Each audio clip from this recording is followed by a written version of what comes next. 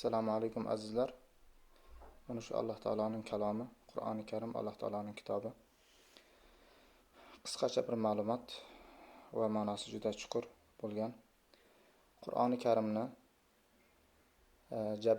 Jabrail alayhissalom payg'ambarimiz sollallohu alayhi vasallamga tushirishlikda vosita bo'lganligi uchun, Alloh taolodan olib payg'ambarimiz sollallohu alayhi vasallamga tushirganligi uchun nima bo'ldi? Jabrail alayhissalom farishtalarning, malaikalarning ichida eng afzal malaikaga aylandi.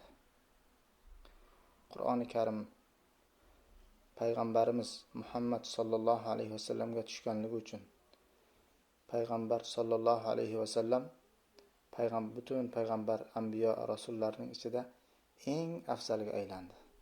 Sayyidul anbiya. 3. Qur'oni Karim qachon nozil bo'ldi? Qur'oni Karim Ramazon oyida tushganligi uchun, Ramazon oyida nozil bo'lganligi uchun Ramazon oyi oylarning ichida eng afzal oyga aylandi. Endi 4. Qur'oni Karim qaysi kechada endi? Laylatul Qadr kechasida. Demakki, Laylatul Qadr kechasida Qur'oni Karim tushganligi uchun Laylatul Qadr kechasi kechalarning eng afzal kechaga aylandi. Yani kechalarning eng afzal Laylatul Qadr kechasi bo'ldi shu bilan. Qur'oni Karim.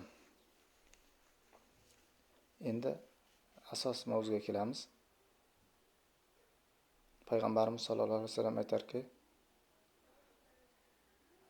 "Xayrukum man ta'allama al-Qur'an va 'allamahu" dedi.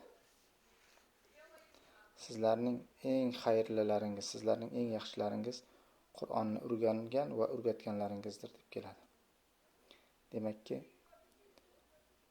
eng xayrli ummat, eng yaxshi ummat bo'lish uchun nima qilish kerak ekan? Nima qilishimiz kerak? Qur'onni o'rgansak va o'rgatsak, ummatning eng yaxshisiga aylanar ekanmiz. Demakki, nima bo'lsa bo'lsin, kim Qur'onga qanchalik yaqinlashsa, shuncha baxtli insonga aylanib ketaverar ekan, yaxshi insonga, afzal insonga aylanib ketaverar ekan. Shuning uchun harakat qilaylik. Alloh taoloning kalomini o'rganishlikka, o'rgatishlikka, tajvid bilan o'qib, ma'nolarini shunga imkon qadar harakat qilaylik. Biroz sizlarga shu ma'lumotni ilinay deb ilishga harakat qildim.